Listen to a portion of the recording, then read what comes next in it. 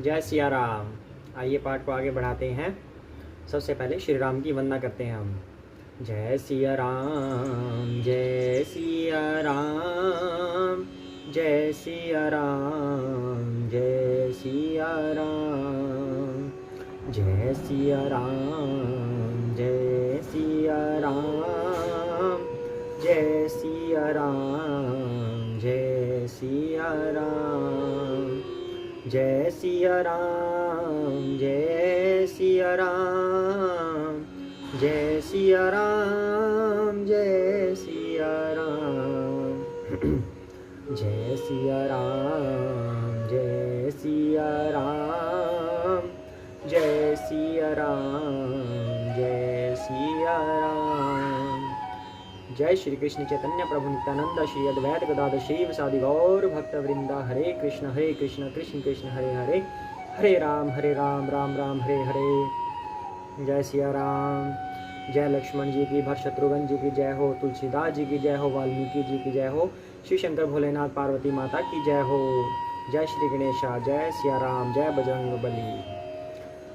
जय सिया राम। श्री रामचंद्र रघुपुंग वैराजवर्य राजेंद्र राम रघुनायक राघवेश राजाधिराज रघुनंदन रामचंद्र दासो मध्य भक्त शरणागतो अस्मि। तो सिया राम की हम वंदना करते हैं। लास्ट टाइम क्या हुआ था?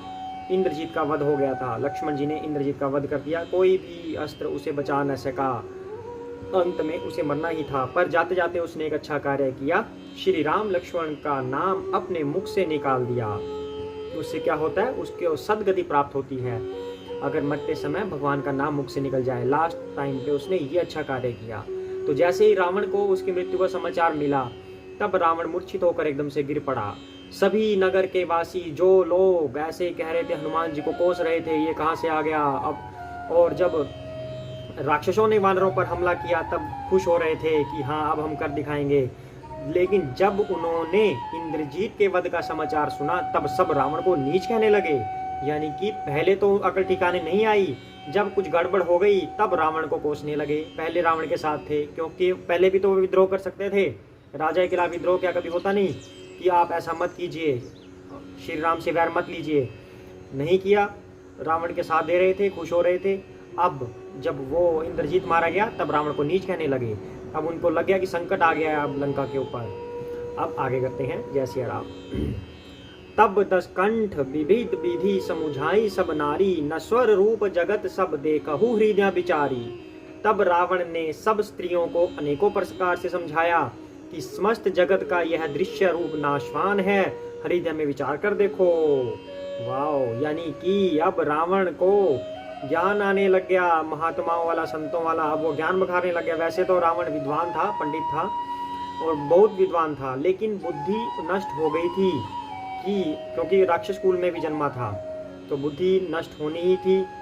श्री राम से वैर ले लिया, लेकिन अब वो ज्ञान की बातें करने लग गया कि श्री नाशवान है। पहले क्यों नहीं उसको लगा कि श्री नाशवान है? क्यों सीता माता को उठा के लेके आया?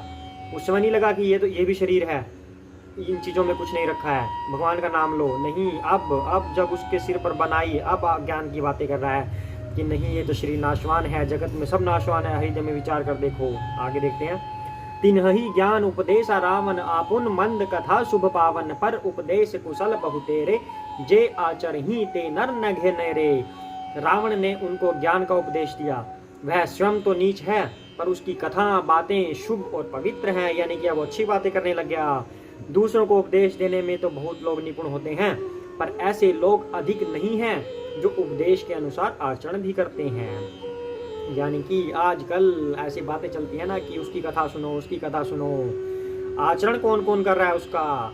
यानी कि अगर रावण की तरह ही वो बिहेव करते हैं, यानी कि ज्ञान का उपदेश तो देते हैं पर खुद आचरण नहीं कर रहे, तो वो रावण के समान है। यहाँ पे श्री रामचरितमानस इस बात की पुष्टि करती है कि रावण ने ऐसा किया है। यानी कि जो रावण की तरह कार्य करेगा तो वो रावण की तरह ही है।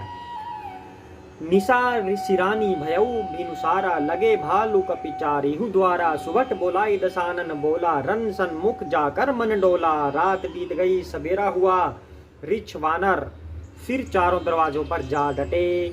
यानी कि सुबह हो गई, फिर से युद्ध का टाइम हो गया। उनका तो एक युद्ध हमारा था, अब वो फिर से, मतलब युद्ध तो चल ही रहा है, युद्ध बंद थोड़ी ना हुआ है।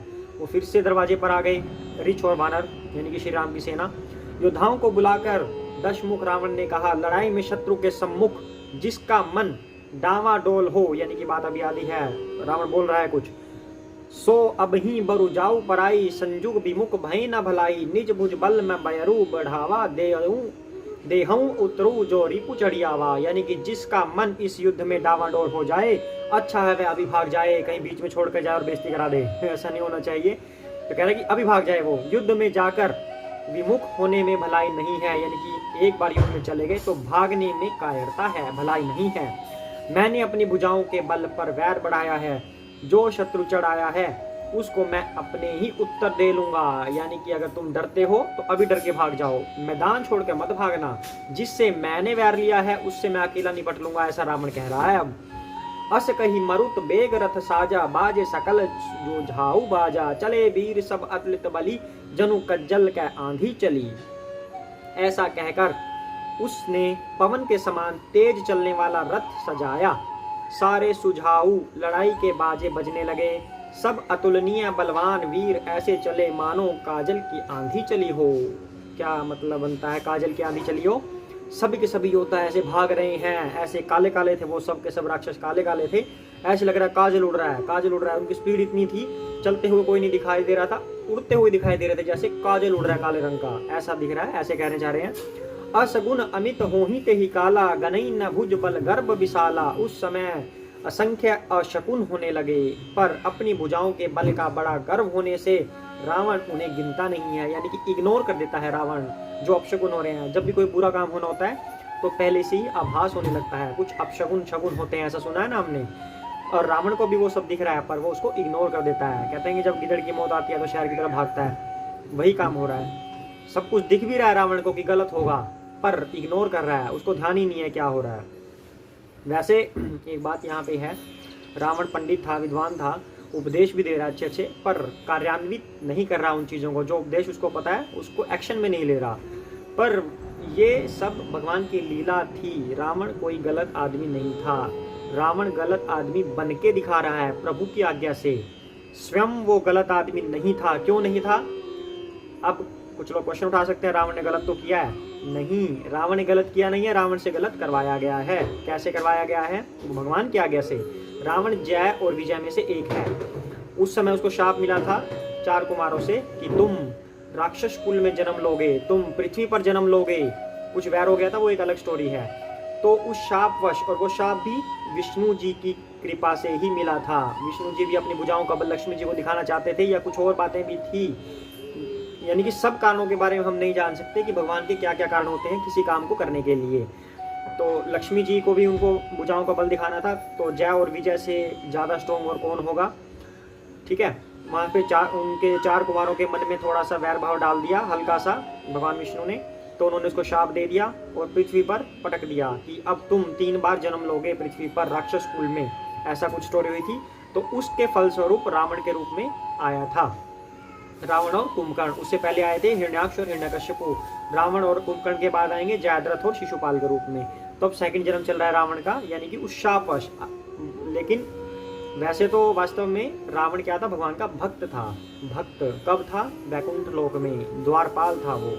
तो ये सब भगवान की इच्छा से हो रहा है, इनकी करवाया जा रहा है, ताकि सब लोगों को एक ज्ञान मिल सके कि हमें ऐसे कार्य नहीं करने चाहिए। अगर ऐसे कार्य करेंगे तो उसका ये फल होता है। तो भगवान अपने सेवकों और भक्तों के द्वारा ही ये सब कार्य करवाते हैं। अब आगे देखते हैं। जैसे राम, तो उस समय अपशगुन हो रहे थे, रावण उन्हें गिन नहीं रहा था। तो अति गर्भ गनई न सगुन, असगुन स्त्रमहि आयुध हाथ ते, भट्ट गिरत रथ ते, बाजी गज चिक्करत भाजही साथ ते, गोमाय गीद कराल खर रव स्वान बोलही, अति घने जनु काल दूत उलुक बोलही, बचन परम भयावने। अत्यंत गर्व के कारण वह शकुन अशकुन का विचार नहीं करता। हथियार हाथों से गिर रहे हैं, योद्धा रथ से गिर पड़ते हैं, घोड़े हाथी साथ छोड़कर चिंघाड़ते हुए भाग जाते हैं। सियार गिद्ध कोए और गधे शब्द कर रहे हैं, बहुत अधिक कुत्ते बोल रहे हैं। कहते हैं जब कुत्ते भौंकते हैं इसका मतलब कुछ गलत होने वाला है, कोई ना कोई नेगेटिव एनर्जी है, कोई नकारात्मक ऊर्जा आसपास है, भूकंप आने वाला है, या कुछ और हो रहा है। कुत्ते को भौंकना अपशकुन माना जाता है। तो उस समय कुत्ते भी भौंक रहे थे। उल्लू ऐसे अत्यंत भयानक शब्द कर रहे हैं मानो काल के दूत हों, मृत्यु का संदेशा सुना रहे हों, ऐसा लग रहा था उल्लुओं का। अब ये सब बातें भौतिक रूप से ठीक हैं।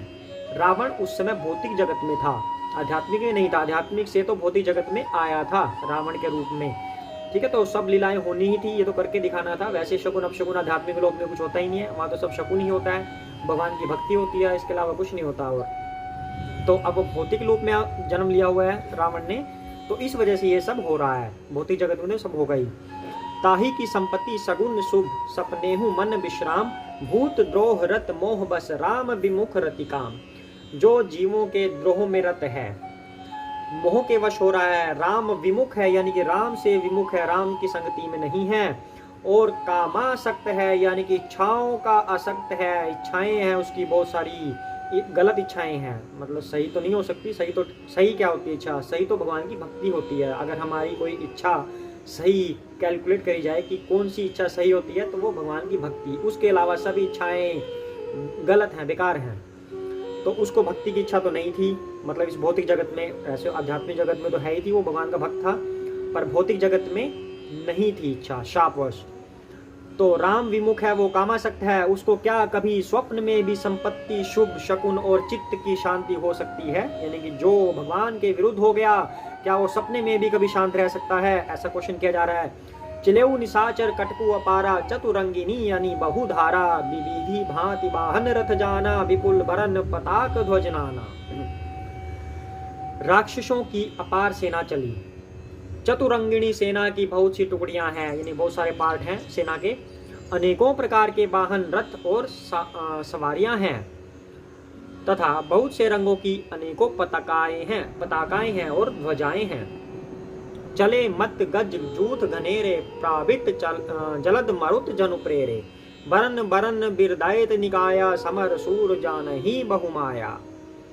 मत वाले हाथियों के बहुत से झुंड चले। अब रावण की सेना का वर्णन कर रहे हैं कि वहां पे ध्वजाएं थी, बहुत सारी पताकाएं फेर रही थी, बहुत सारे राक्षस ऐसे चल रहे थे जैसे काजल उड़ रहा हो, इस तरह से बता रहे हैं।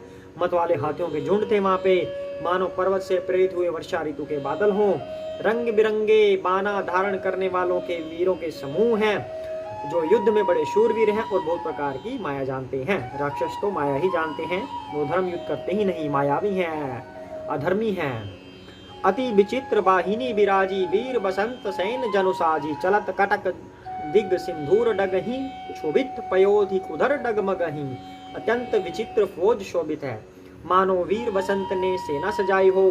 सेना के चलने से दिशाओं के हाथी डिगने लगे और समुद्र क्षुभित हो गए, शुद्ध हो गए। शुद्ध मतलब एकदम से शांत, यानी कि इसको बोलते हैं ना, मुझे वर्ड याद नहीं आ रहा, एक शब्द बोलते हैं उसके लिए, बिल्कुल शांत, चुप, सुन्न, एकदम सुन्न हो गए, शुद्ध हो गए समुद्र। और पर्वत डगमगाने लगे, यानी पर्वतों का जो होता है, पर्वतों का क्वालिटी, पर्वतों का गुण होता है शांत खड़े रहना, समुद्र का क्या होता है? हिलते रहना। उल्टा हो रहा है, समुद्र शांत हो गया, पर्वत हिलने लगे, डगमगाने लगे, यानी कि सब गलत हो रहा है, काम उल्टा पुल्टा हो रहा है। उठी रेणु रवि गयऊ छपाई, मरुत थकित वसुधा अकुलाई, पनव निशान घोर रव बाजही, प्रलय समय के घन जनुगा जही।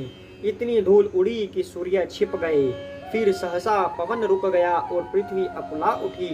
ढोल और नगाड़े भीषण ध्वनि से बज रहे हैं, जैसे प्रलय काल के बादल गरज रहे हों।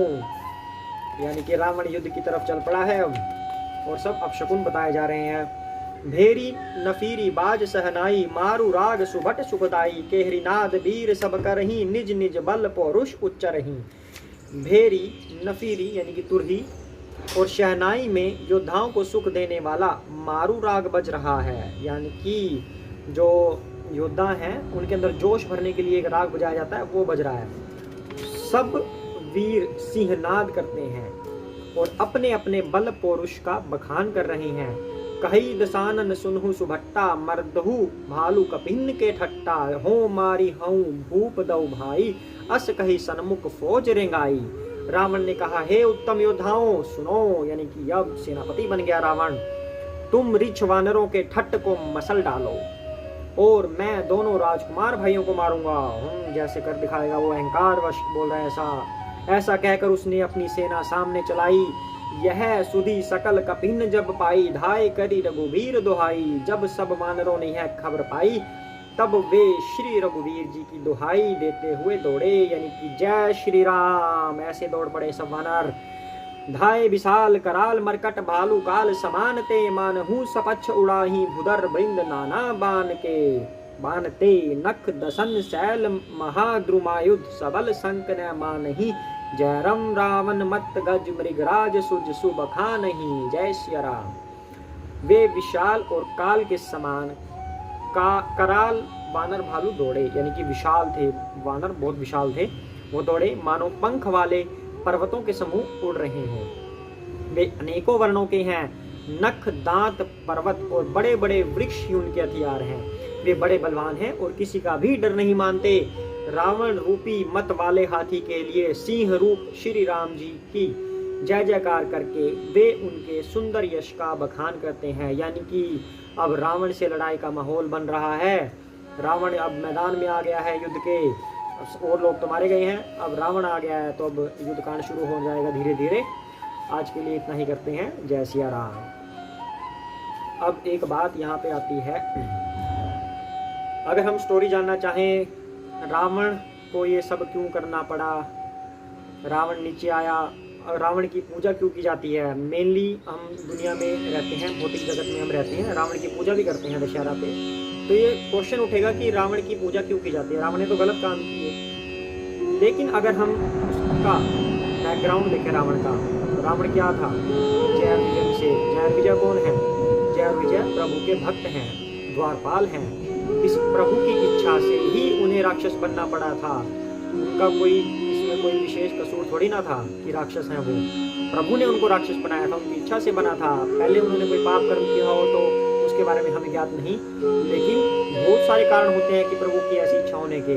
तो रावण तो वास्तव में प्रभु का भक्त था, और भक्तों की तो हमेशा पूजा की जाती है। भगवान के भक्तों को कभी तिरस्कार नहीं किया जाता, उनकी पूजा की जाती है। सीता माता को उठाया, ये हम सबको अब पता चल चुका है श्री रामचरितमानस से कि रावण ने सीता माता को नहीं उठाया था, वो सीता माता की एक परछाई थी, सिर्फ परछाई थी। ठीक है, तो रावण को भी इसके बारे में पता होगा, अवश्य पता होगा, लेकिन जग जाहिर नहीं किया, क्योंकि रावण भगवान का भक्त था। ये सब दिखावा हो रहा है, लीला हो रही है भगवान की, तो इसलिए रावण की पूजा की जाती है, क्योंकि रावण भी भगवान का भक्त था। भौतिक जगत में भगवान ने रावण से ये सब करवाया ताकि सब लोगों को शिक्षा मिले कि गलत का नतीजा गलत होता है, इसलिए रावण की पूजा की जाती है। जय सिया राम।